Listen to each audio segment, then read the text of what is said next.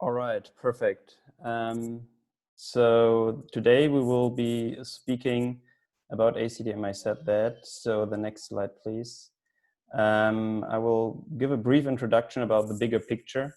Then our panelists will briefly introduce themselves, followed by a 10-minute slot by 270 Consulting, ACI following up, and then Assaia, and at the end you will have a possibility to ask questions in our Q&A. So what's the bigger picture? If you look at an airport airline surrounding, you have landside, you have airside. Our last webinar, the future of the aircraft stand, was again airside, very much focusing on the terminal and the tarmac. With A-CDM, we are covering a much wider area. So we are covering basically the overall airspace, but also a lot of airside related processes that need to be playing together in order to cover all of this. And with this, I will hand over to our panelists today. So we have Kris de Bolle. He's a senior aviation consultant and A-CDM expert from 270 Consulting. Eugene Tuinstra, he is a senior aviation consultant and A-CDM expert, also from 270 Consulting. Then we have Eugene Leeman, liaison officer to Eurocontrol Airports Council International, and Christiaan Hen, our chief customer officer from Assaia International. As you can see here, we did a very good job in finding panelists that have very different names. It was very much fun working on this webinar and always trying to address the right person. All right, Kris, please go ahead and briefly introduce yourself.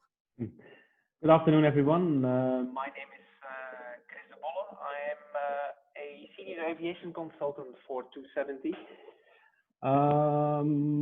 A-CDM expert, early advocate. I was involved in A-CDM, I guess, from almost the beginning. Implemented A-CDM in Brussels, and that was about 12 years ago already. And now consulting airports worldwide on implementing A-CDM in operations. Thanks, Eugene. Hi all, my name is Eugene Tuinstra. I am CDM expert since I I worked in Eurocontrol 10 years ago for 3 years. Did various consultings around the world in my Asian years. And of course, almost 3 years at Schiphol, various projects. So looking forward to a nice discussion today. Good afternoon, everybody. Eugene Leeman. My employer is Amsterdam Schiphol Airport. I've been their airside operation manager for quite some years. Was involved in A-CDM from the very start. And since 2 years, I am seconded to ACI Europe in Brussels, and I'm the liaison officer to Eurocontrol. So I'm very much involved in CDM matters and airport operations plan, these kind of things. Hi everyone, my name is Christiaan. Thanks for joining us today. I'm Chief Customer Officer at Assaia, which basically means that I take care of our existing customers and make sure that they get the value from our product that they anticipated and try to find new areas of value as well. Before I joined Assaia at the end of 2018, I joined 8.5 years at Amsterdam Airport Schiphol as well, so you can see the connection there in various roles, last of which was head of innovation, but I was also involved in capacity management and airport operations. All right, thanks a lot, gentlemen. So without any further ado, let's get into the webinar. 270, the floor is yours, please. Thank you, Jan Willem. Yes, why Airport CDM? I think that's the first question we wish to explain a little bit. On the next slides, there are a number of reasons, and I think especially in this age of Corona, we can say that Airport CDM is not only focused on the airport, it's actually also focusing on the airline and ATM. So cost reduction is the most important objective through operational efficiency and operational predictability. It aims to enhance capacity and demand balancing of all the resources in the operation. It enhances the predictability of the network operations. This is why Eurocontrol is one of the initiators of Airport CDM, and they have put the focus again on predictability of flight operations during their user forum in January this year. An important partner is the airlines, and they have a major interest in order to improve punctuality and fleet performance. It needs to be said that that is really key and sometimes underestimated. Why predictability? Why this focus? Because the uncertainty of predictions of landing, in-block time, off-block time, takeoff, but also en route in sector entrance and sector exit is a disruption or an uncertainty that results in buffers for ANSPs, the air navigation service providers, but also airlines in their flight schedule. More predictability aims to reduce that uncertainty on all those timestamps. It also delivers a balance of ATM capacity and its operational resources. That means air traffic controllers who operate the airspace today. Punctuality, because of for airlines, can be enhanced due to higher efficiency. When more aircraft are fitting in one sector, that will be efficient, but it will also increase capacity. Reduction of bufferings in ATM sectors is therefore the major objective of predictability. Again, sometimes underestimated by airlines. Next slide, please. What is CDM and how to predict it? I will not go into detail of the concept elements of CDM, but the milestones, the flight path milestones inbound to our airport and outbound, and especially those on the ground in the turnaround phase, those are key. There are situational awareness, a variable taxi time, of course, the pre-departure sequencer. All those concept elements aim to predict the readiness of the aircraft and the startup time of the aircraft. That is what needs to be done. That's quite a project, but that's the goal, to predict those timestamps as discussed.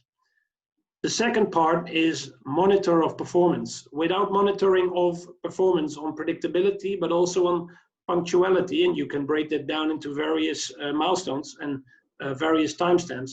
Without the monitoring, you will not improve. And those improvements, they come over time because you need to learn as an airport together with your stakeholders. That means the ANSP, the airline, the airport, the ground handlers, together with the impact on the network. Sit down and have frequent discussion with management. And each of those managers can bring back results to their board, whether that's an airline or an airport or the ANSP or the ground handler. Bring those results back and see if the costs are actually reduced. Next slide, please. Because the interdependence of the benefits are not just local on the airport, they are for the network. While the stakeholders at an airport focus on steering on predictability, trying to make the accuracy of the aircraft readiness and the actual startup of the aircraft as accurate as possible, even though in an operational environment that's not an easy task to do, especially with a lot of stakeholders, a lot of factors on the ground happening. It is focusing on the predictability that will bring you the local efficiency. Efficiency for the ground handler, efficiency for the airlines, efficiency for the airport. And with that comes the air traffic management factor, the ANSP, into place. At Schiphol, in my years, one of the first beneficiary were the ACC controllers, who really would like to have the target takeoff times from the departure manager or the pre-departure sequencer in order to better predict the amount of traffic taking off from Schiphol during a certain time. With that enhanced predictability, they could determine the amount of air traffic controllers needed, and they could determine whether they have sufficient capacity. And when that is applied throughout the network and more airports come online, Eurocontrol is able to see, receiving that improved data, whether the buffers of sectors, airspace sectors, can be reduced as well. And that will contribute to increased punctuality. And airlines who may not always be as well as informed or see the benefits of Airport CDM, they then can reduce potentially in the long run their flight plan buffering. When predictability of the takeoff time and the arrival time is increased, that will impact their fleet schedules and potentially reduce flight plan buffering. It needs to be said, to make Airport CDM better, we need training on management level on these benefits in order to see the long stretch and not just focus on the airport scope, but take the air traffic management in scope, and that means the airlines. I think that's my contribution for today. Thank you. Thanks a lot, Eugene. So, Kris, I think this is now your part. Yep. Thank you, Eugene Tuinstra, for explaining us the rationale of A-CDM. Let's take it one level up. I prepared a few slides, a few experience-based slides on my 12-year-plus career of implementing A-CDM. Next slide, please. The first thing when I was asked to prepare this webinar was something that always comes to my mind, which is still a bit disappointing, is the fact that A-CDM is still pretty much perceived as a tool, as a software tool that you plug in and play with. But actually, it's not. It's a way of working.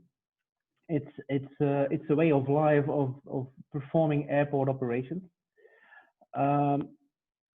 Having said that, I don't mean that technology is not important in the implementation of A-CDM. On the contrary, but it should not be the end goal. It's the starting point, and it's the enabler for organizing a more efficient turnaround process. And that's exactly where the return on investment is of your IT systems, your supporting technology for data sharing in an A-CDM setup. Next one that we always come across is the fact that culture change is very much underestimated. Again, it's about a new way of working, so people need to adopt new procedures and adapt to a new framework. Meaning that it's always people when they first encounter A-CDM, they see, well, that's the next big thing, but it's very difficult for them to forget how the way they worked before and the procedures they need to adopt to change. Also, procedure adherence is key on that point. Next slide, please. My second slide touches the unlocked potential. It's already been briefly addressed by my colleague Eugene Tuinstra. A-CDM journey is very much, again, perceived as a project which comes to a close once the project is officially implemented, but the actual journey or the actual moment when you get the return on investment on implementing A-CDM only starts at the day of implementation, provided that the concept has been very well embedded into the daily operations and that people, like specifically operational staff, know what A-CDM can bring as a benefit. And next thing, on the potential of A-CDM, which we see is the fact that having an IT tool which collects the operational data you're collecting on the 16 milestones, you're generating a bunch of operational data, and we are seriously asking ourselves, do the airport actually tap in that data lake to create insights into stakeholder behavior? Do airports actually have an idea of how their A-CDM partners are performing? We have some doubts on that point. Also touched by Eugene, discuss this performance with your operational partners. Again, this is a part of the culture change, openly discussing what goes wrong in the operation with the objective to improve the business process, continuous improvement of your business operations. Milestone approach, you probably saw the 16 milestones in Eugene's second slide.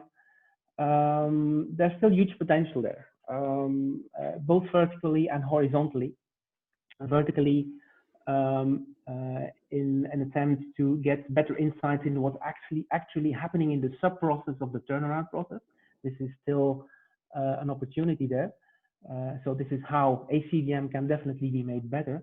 But also horizontally, Eugene Leeman will briefly talk about APOC, Airport Operation Centers, and the concept of milestones in passenger and bag processes can very well be adopted there as well, and will greatly enhance situational awareness and create a holistic view of airport operations. And that's my contribution to this webinar. Thank you very much, Kris. So the next part is from Eugene Leeman from ACI. Yeah, hello everybody, Eugene here, the second one, sorry for that. I have two topics I'd like to discuss with you. One is the COVID effect. What relations does the COVID has on Airport CDM and vice versa? And also I'd like to zoom a little bit into CDM and regional airports. Next slide, please. So this slide, you'll see a this week's summary sheet of the recovery plan from Eurocontrol, the network manager, last Monday. And here you will see a little bit the evolution of the air traffic as we see this week. You also see on the right hand that there are some 10,000 flights expected per day this week, and it will increase to roughly 15,000 flights per day maximum by the end of July. And for comparison, this is still less than half if compared to last year. Last year we saw a maximum of more than 37,000 flights per day. So what are the COVID effects and Airport CDM? So what is interesting to see what has changed, what is new. From ACI, we of course we are very much in touch with all the airports, and there are a lot of concerns, but these are kind of key points see from an operational perspective. There's many more financial, but this is operational. So most important for airports is that planning has become very unstable due to unclear traffic demand. Almost every week the government changes their minds, and this has a big impact on the whole travel industry. And maybe the best example is Spain, who announced that the borders would be opened 10 days earlier than expected. It was last Monday, which left only 1 week for the preparation for the whole travel industry, including selling tickets. So there's a lot of things behind that. Key operational problems are also different compared to last year. There are two things that are important, at least in this stage. One is terminal capacity, and the second one is turnaround performance. So why terminal capacity? Because of the social distancing, the physical distancing, as they call it. it means that the terminal capacity will be significantly reduced. Initially, we at the ACI, we thought that the reduction would be something like between 25 and 40% of the terminal capacity compared to last year. So more or less half the terminal capacity. Of course, the demand is also lower, but the capacity is also much lower than we are used to. A second thing is that because the passenger throughput and the processes are very different, may take more time. There are also many more aircraft parked at the airports. This will have an influence on turnaround performance.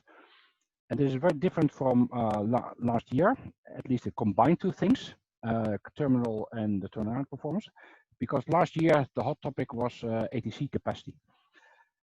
Another thing, number 4, is that the predictions are very difficult because normally the network manager is very good in making very accurate traffic predictions, but these are all comparison with last year and with economic outlooks.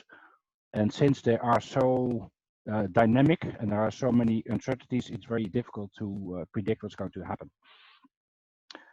And last but not least, related to CDM, many projects are postponed or cancelled, and CDM might be one of them because airports might think that the traffic demand might be much lower than expected, so I won't have a capacity issue. And even if they have a capacity issue, there's a big question about finance and about resources. Next slide, please. So at ACI, we had quite a big project come up. It was called Off the Ground Initiative, and was around 7 different work streams: economic, human resource management, but also communications. But there was also an operational work stream, of course. And these are some highlights out of that Off the Ground Initiative. So number 1 is what was identified. One of the issues was the planning of resources is a big issue. I discussed already in with the previous sheet the terminal capacity, because the terminal capacity is reduced due to physical distancing and sanitary measures. On airside, there is still an issue of gate availability and aircraft parking.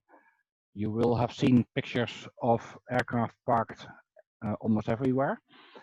We also acknowledge and identify as soon as the aircraft will start flying, the parking issue will be less, but the problems are not over because some airlines, they might store their aircraft for a longer period. And there is a second element is that a lot of these aircraft are parked at regional airports. Regional aircraft might fly less because they go bankrupt or there is no traffic demand. So a lot of aircraft are stored at smaller to medium-sized airports where there is very little capacity. Another item for planning resources is staff. Security, ground handlers, airport operations. To note that a lot of you might have read there is a lot of redundancies with airlines, but airports is no different, and they send a lot of people home already, and they might only call back when there is enough traffic demand, but it's not sure. And since the traffic demand is very unclear, it is also an issue for airports to call back their staff in due time. Okay, when now we see that the traffic is picking up again, there is a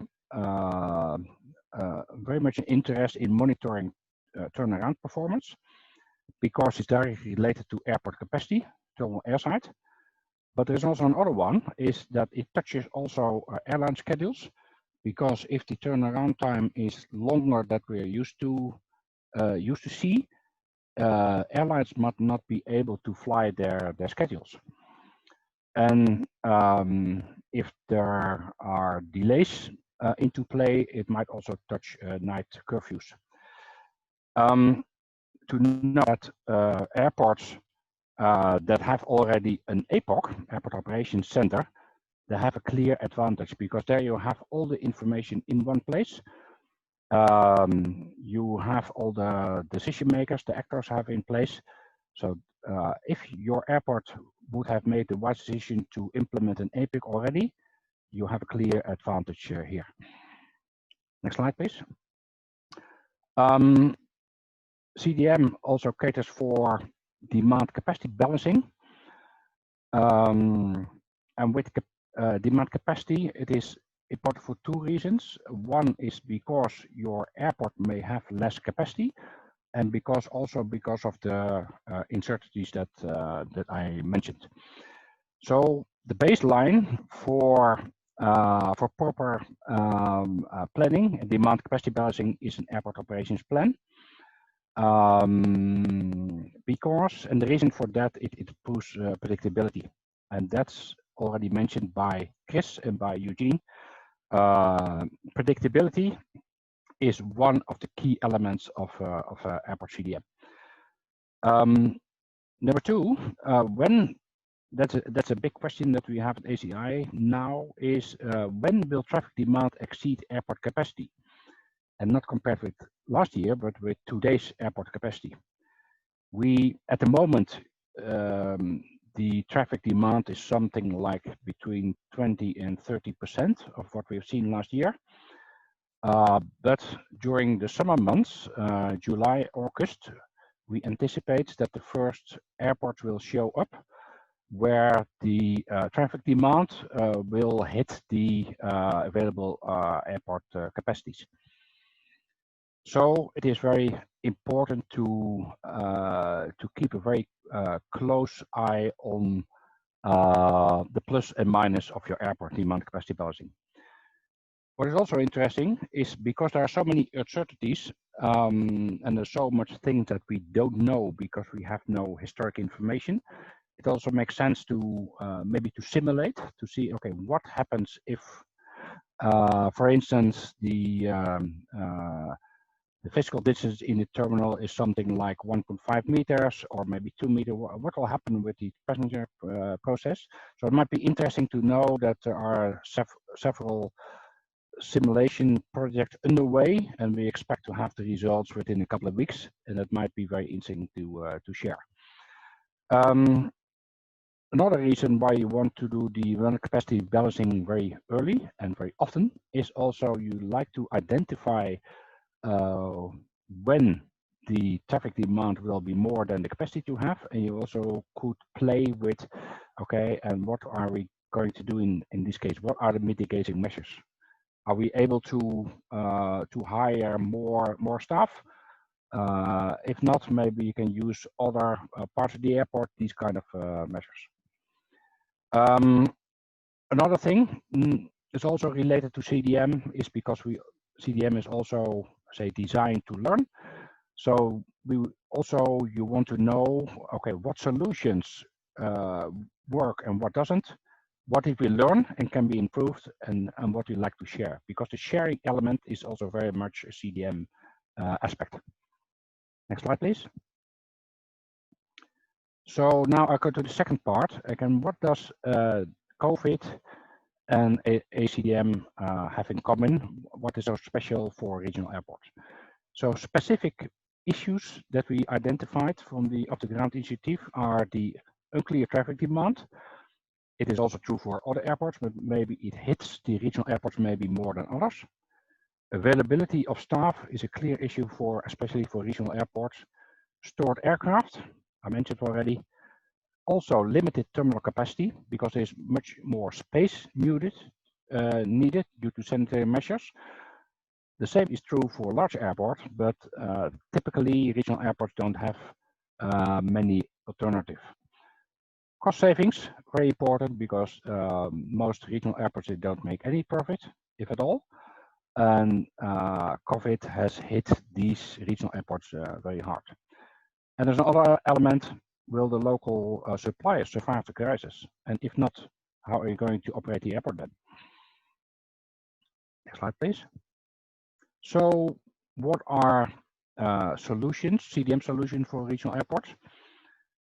Number one is it helps to get a better quality and more timely information. It improves predictability. Why is it important?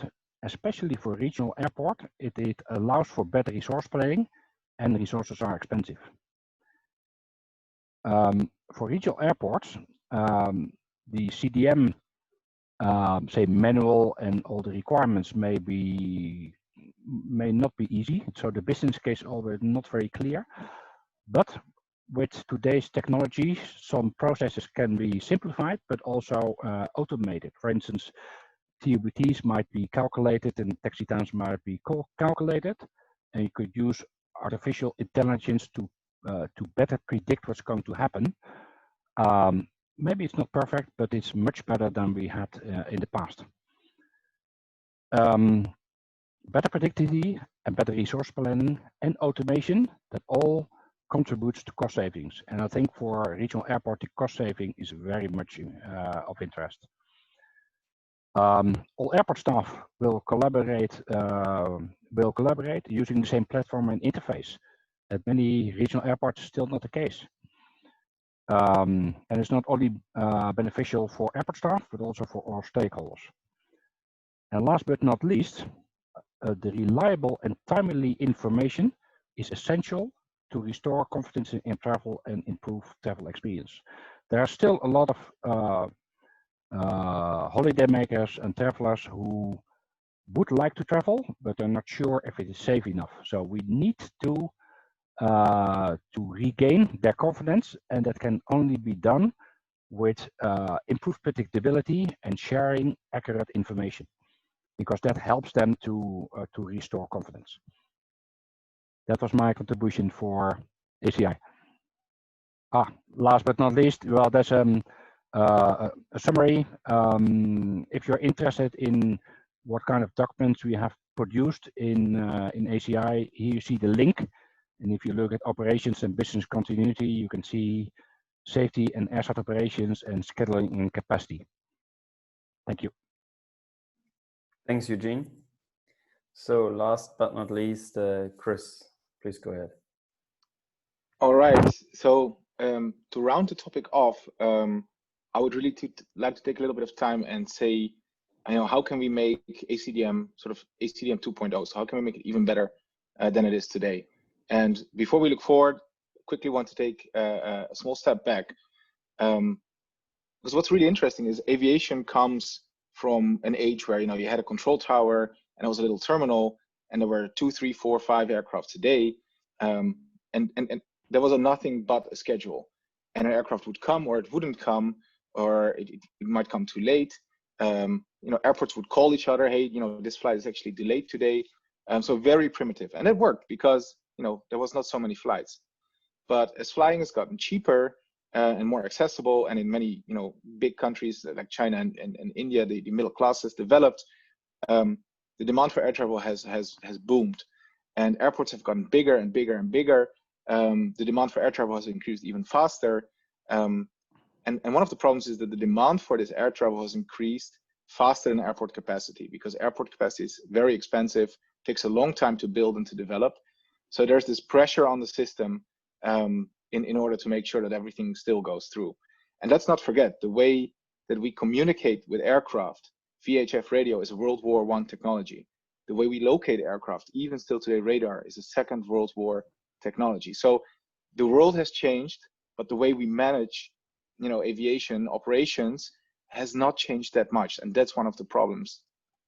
And if we then look forward, these are numbers from IATA pre-COVID, obviously, and they predicted that between 2017 until 2037, the demand for air travel would even double, and that's a medium scenario, right? So that's not overly optimistic.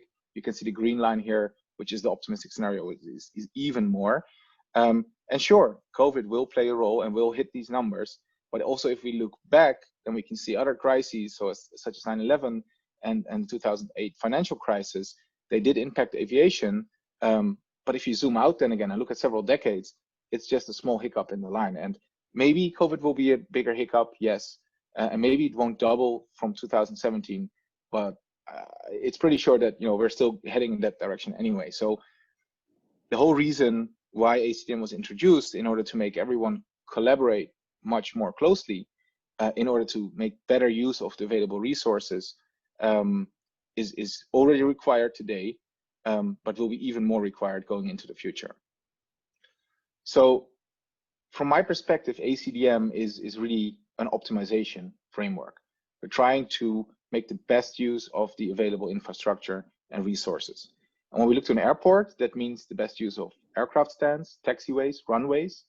But if you look at the airspace, airspace is limited anyway you look at it. So we need to make better use of it in order to accommodate that growth. So then if we look at it from an optimization perspective, to get a better, more optimal outcome, a better use of that scarce resource, there's basically two main components, the input data and the optimization model.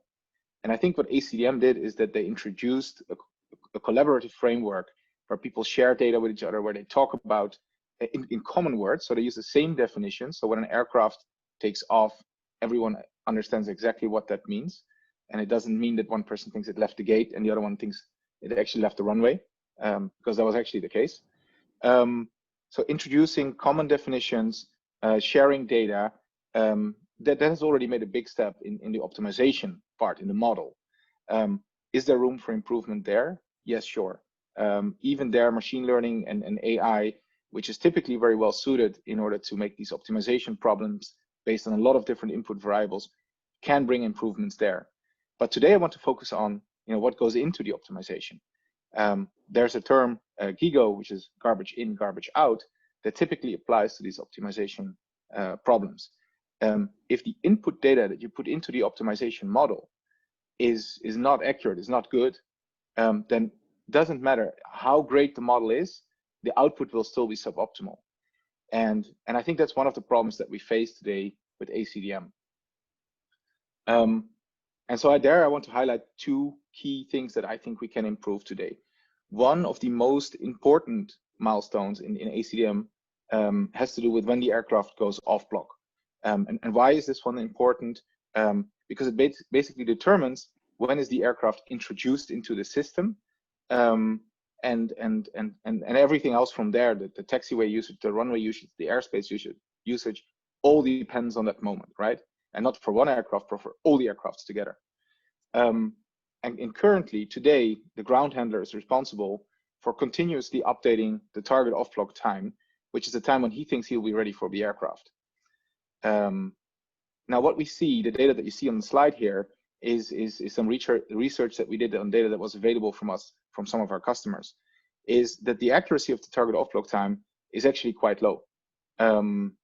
And besides that, it's not only how accurate is the information, but when do you receive the information? So what we typically see is that the ground handler waits until very shortly before the scheduled departure time, and only then updates the target off-block time. And even though it might be accurate then, the information comes so last minute that all the proactive power for all the other stakeholders has been lost. Now what we do is we create a predicted off-block time. And the predicted off-block time is basically an automated variant of this target off-block time. So we can use generic AODP data, so the data that every airport has, and then we can already easily outperform the TOBT. Now, obviously, if you add real-time data from the turnaround, so what's happening inside the turnaround, then the performance will become even better, especially as you move closer to the actual departure time. Maybe just a small example to highlight why this is so important, because it's one of these things where it just looks detrimental until you realize that the full scope of it. Let's say a ground handler is handling an aircraft, which is going to be delayed, but at the moment when he sees several things happening and thinks it might be delayed, he thinks, I'm not updating the TOBT just yet, maybe just because he's busy, he forgot, or maybe because he actually thinks they might be able to make up for the lost time, right? So he just decides to not update the TOBT, something that happens very often. In the meantime, in the airline hub control center, there's people that look into incoming flights, outgoing flights, transfer passengers on all of these flights. And they still think that the aircraft's going to leave on time. So another aircraft that comes in slightly delayed, they book the passengers to another flight. So they put them in a hotel, they're booked onto the flight for tomorrow because they will never make the minimum connecting time to this aircraft that's going to be delayed. In the meantime, the gate planner from the airport, he checks the gate plan and he actually thinks, yes, everything is still on track. So no need for my attention. I don't need to make any changes. Then, of course, the flight delays. So what happens? These passengers from the incoming flight could have made the flight.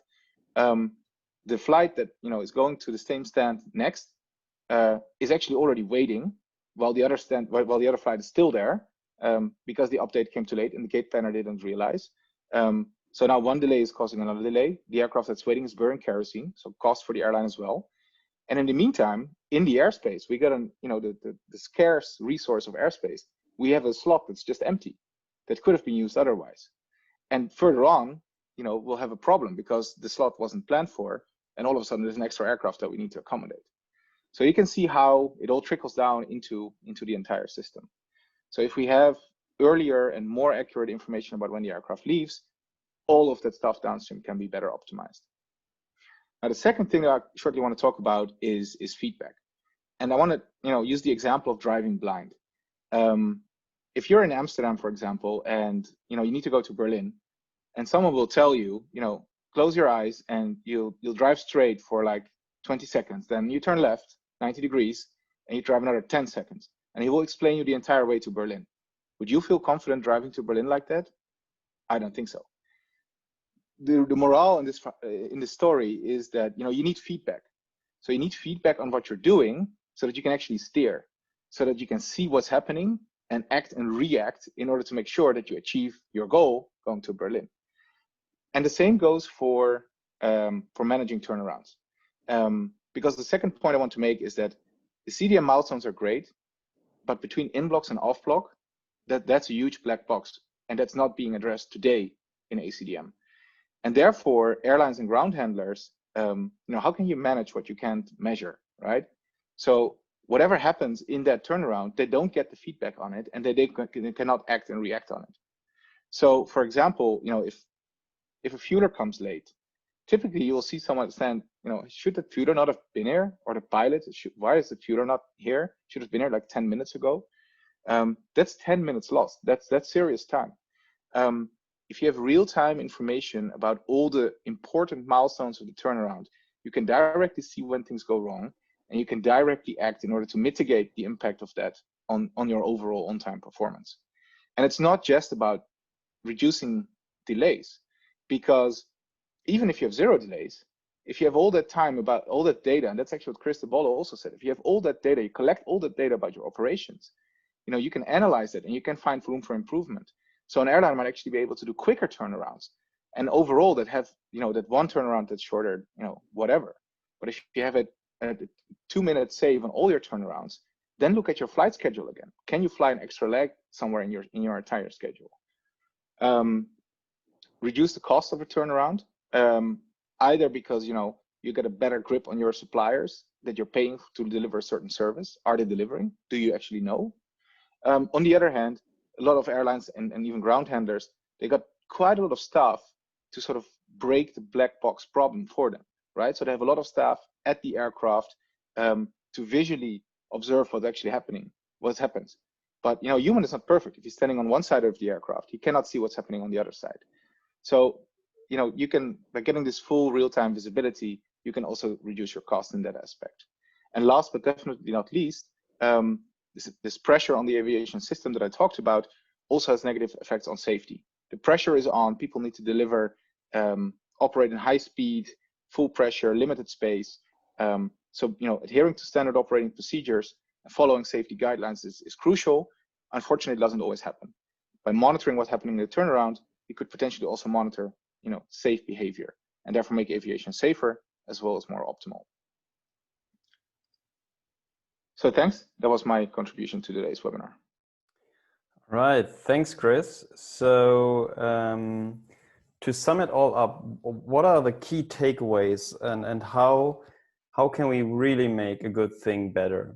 So Eugene Tuinstra said that we have to start in also not only applying A-CDM, but also educating senior management on what the actual benefits of A-CDM are. Because only if senior management is really convinced, it will also trickle down the whole organization.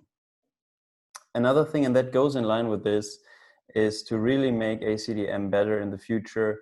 You also have to focus on the change management aspect of A-CDM. It is not a product, which I very much liked from Kris to Bolle. It's not a product like your Microsoft Office installation. It is a process. IT supports it, but it is overall a process. You also have to make more, or you have to get more out of your A-CDM data, analyze it, find the potential for process optimization, and through this really go and unlock the ROI. I also think, and this is a very strong feeling of mine, that today this is not done to the fullest extent. You also should adapt the A-CDM for a situation such as the one we are currently facing. And the A-CDM concept right now is primarily adopted by larger airports, and it could provide a lot of valuable information, a lot of valuable inputs if it would also be adopted by smaller and regional airports on a larger scale.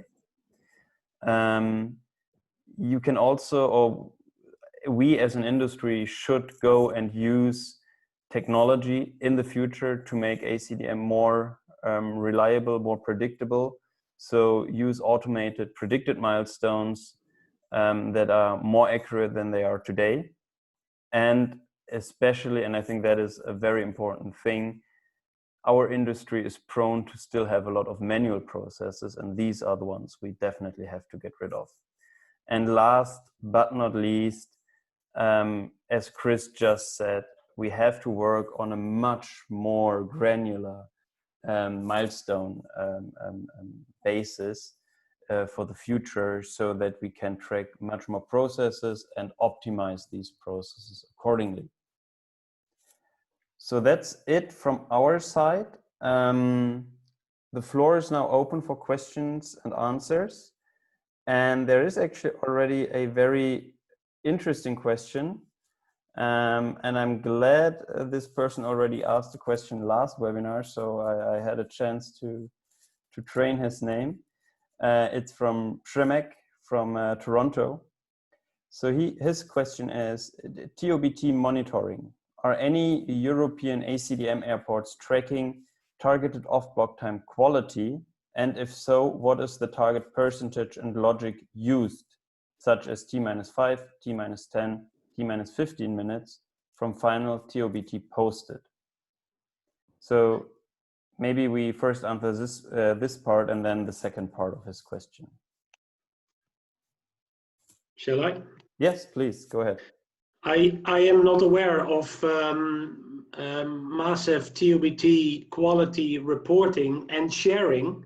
I do know that most airports have their own internal monitoring and reporting of a number of key performance indicators.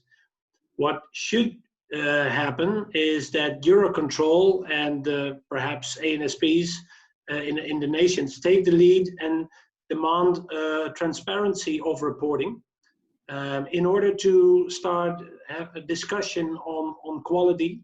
What is quality? What are standardized metrics and key performance indicators in order to start steering on the right level? Eurocontrol has taken the lead long time ago, implementing and rolling out, even mandating Airport CDM.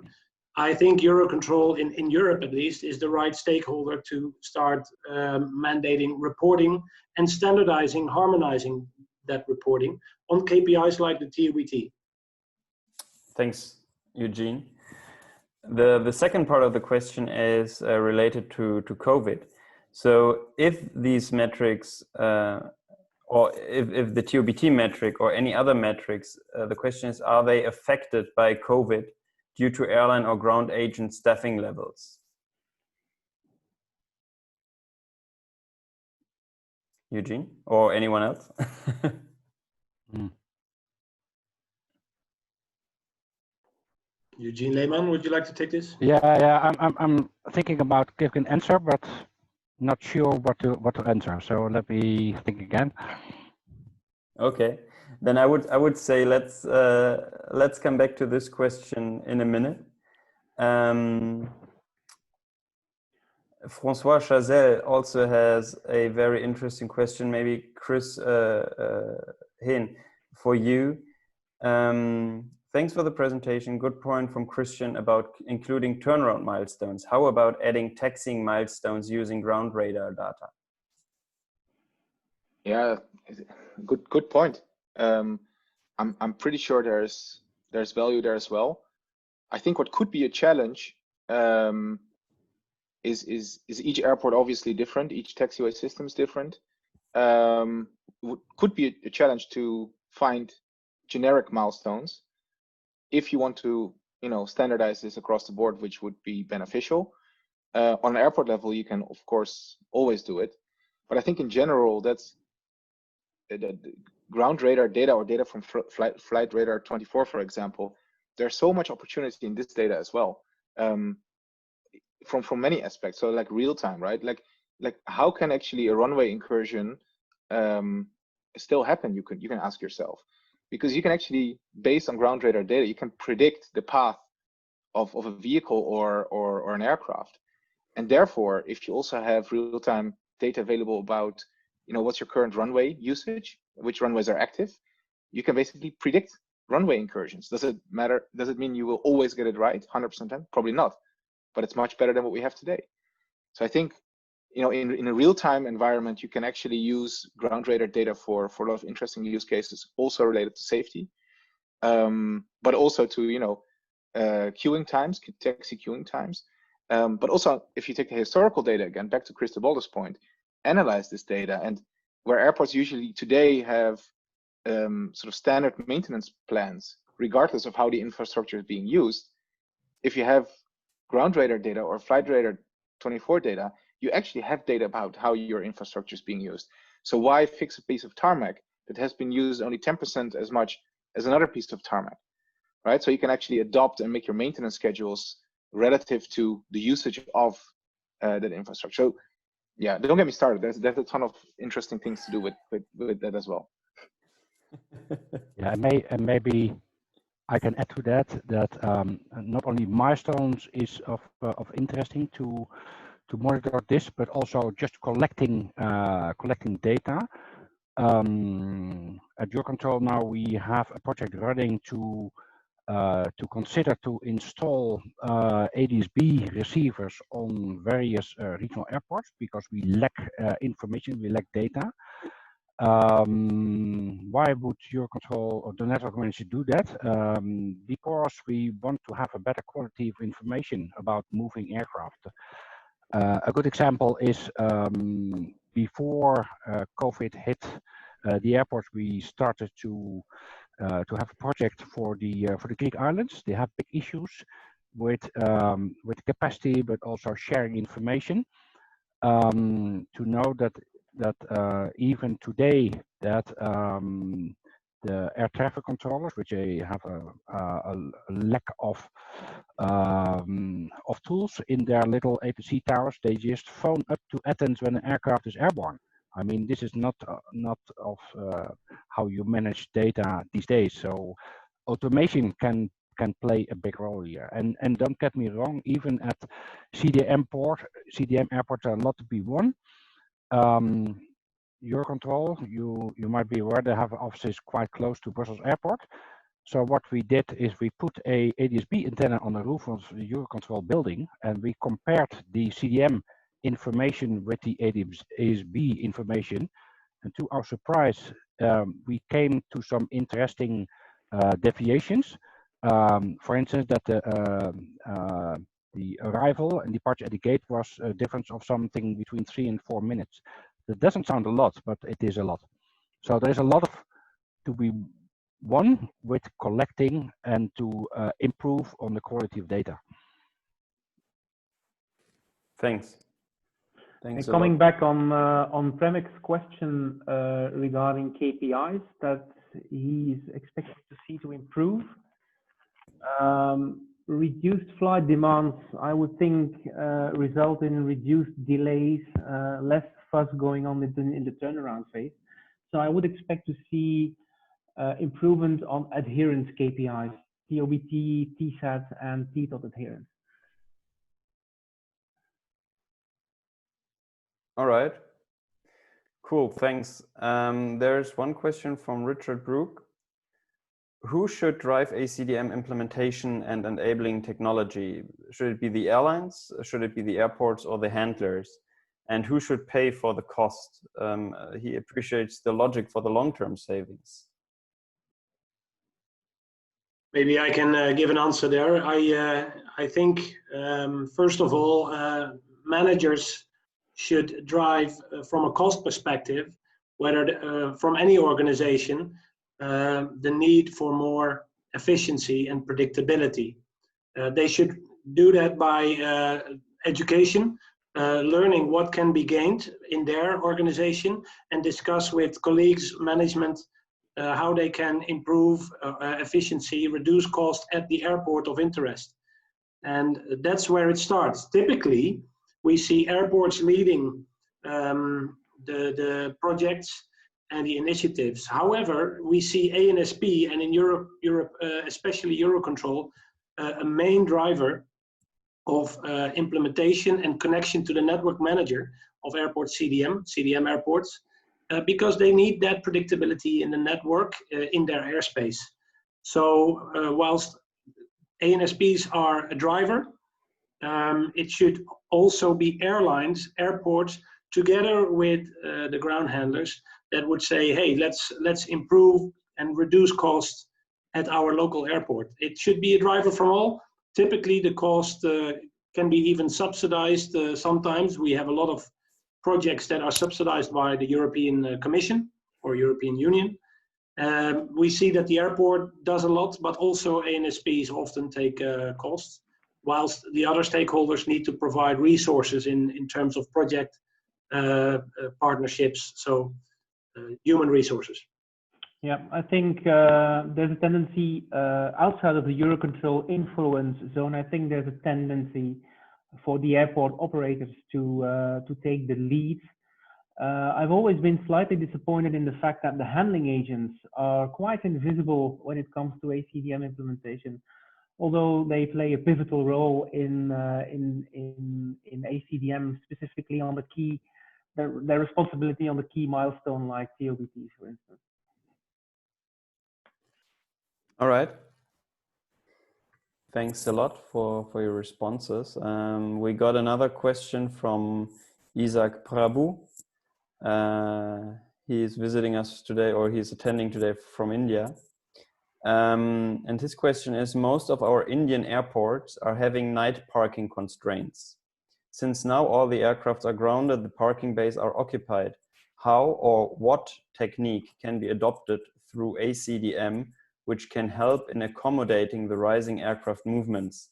And how precisely can we ask our stakeholders to tune their TOBT and TSAT?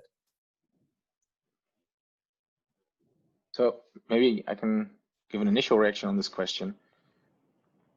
Like in the end of the day, if there's not enough stands to park the planes, then there's not enough stands to park the planes, right? But the question is often like, do you even know, or does the industry even know how many stands there are, how many planes there are, when they come, when they leave? So if there's not enough infrastructure, there's not enough infrastructure, it's clear. But if there is enough infrastructure, then you need to be as efficient in your planning and as optimal in your allocation of the resource, because otherwise you might need 1.5 times the capacity or the resources to accommodate the same amount of aircraft. And that's exactly, we see massive infrastructure expansion projects at airports. While they haven't fully utilized the existing infrastructure. And if you see the cost of these expansion projects, then it should be not too difficult to make a business case, back to the previous point, to actually say, we need to invest in a better visibility of what's actually going on, so we can actually use the assets that we have to the fullest.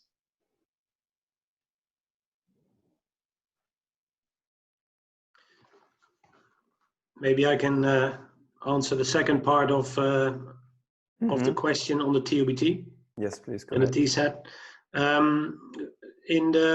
In various projects, we see that the accuracy of the TOBT should not go beyond 5 minutes accuracy.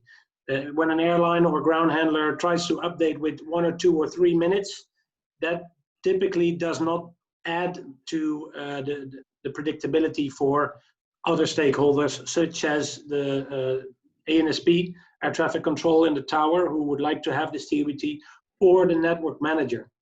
For the TOBT, a minimum of 5 minutes is recommended in order to be accurate. For the TSAT, of course, it might be different. TSAT is often related to CTOT constraints from the network manager, or the congestion at the airport, or the takeoff time even at the runway. Typically, ATC could generate times based on minutes accuracy, yet that depends again on the airport. Whether it's a large airport like Schiphol or Heathrow, it might be the granularity of minutes. In regional airports, where there is often sufficient capacity, typically that is not so much the case. A larger granularity is upheld. But with CTOTs from the network manager, often the difference is the taxi time, and that could be on minutes. All right. Thank you very much. Wow, I'm really thank you very much everyone for your questions. We get more and more questions. I think it's great. One here from Hamid Janua. To predict off-block through machine learning or AI, so the predicted off-block time, what data sources are required? I think data that most of the airports have in-house is a good starting point.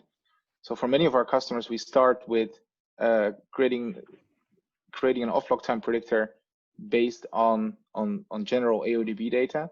Now, we have the advantage that we've developed these models already by doing this for different airports and different kinds of configurations. But it's a good starting point, and every time we've done it, that has already proven to be more accurate than TOBT. Now, it's not always more is better, but there's a lot more data points that can help. So you can imagine, as I said in the presentation, in a typical AODB data set, you'll have in-block, off-block, but in between limited data available. So if you start filling that gap and start getting information, if fueling has happened, how long catering is underway, if the loading has been completed, like it enriches the capability of the predictor to be more accurate, especially if you move closer towards the actual off-block time. But you can think even much further. Like if you know for a specific flight how many people have passed through security already, that's also an interesting factor. Or how many, where are you in terms of boarding? Are you at 50% or at 80% of boarding completion? And what about the bags coming from your baggage handling system for that specific flight? How many of the bags that you expect have already been delivered to the carousels or laterals? So there's really a large amount of data sources that can ultimately make your predictor extremely accurate, but with very limited data that everyone has available, you can already outperform the manual alternative. Thanks a lot, Kris. Then Eugene Tuinstra, you wanted to answer the question from Fernando Santillan. Based on your experience, what kind of data or indicators obtained from the A-CDM approach can help in the recovery process of the industry? I think in general, it starts with the basic indicators that are key for CDM and predictability. That means the TTOT, the target takeoff time, and the TSAT and the TOBT remain the most important parameters. Yet there will be disruption in the turnaround process due to longer boarding processes or deboarding processes. There may be disruption. So those disruptions all are represented again in the TOBT. So how much updates there are, is there automation? Can we improve that process, as Christiaan will advocate? That is critical in order to monitor the quality here. But in theory, the disruption of the industry that we see today should not lead to different metrics or indicators, although there can be additional. I think the most important is that you apply the existing ones more accurately, and everybody starts focusing on that and realize the value of monitoring by evaluation and feedback and action based on poor performance. Thanks. Thanks. Okay, there was another question. There was another question from Fernando. It's in the chat box, I believe. He looked for. Hang on a second. Just reread. Fernando is counting on A-CDM to improve slot adherence. I think you're very right in that statement. This will definitely A-CDM will definitely help to enhance your slot adherence. But I can only recommend you to start during your A-CDM implementation to set up a performance reporting framework in which this the behavior and the slot compliance is measured beyond implementation to make sure that you see the trends and that you can set up an action plan if things go wrong. All right. Thanks, Kris. Yes. Then there's one more question from Patrick Lau.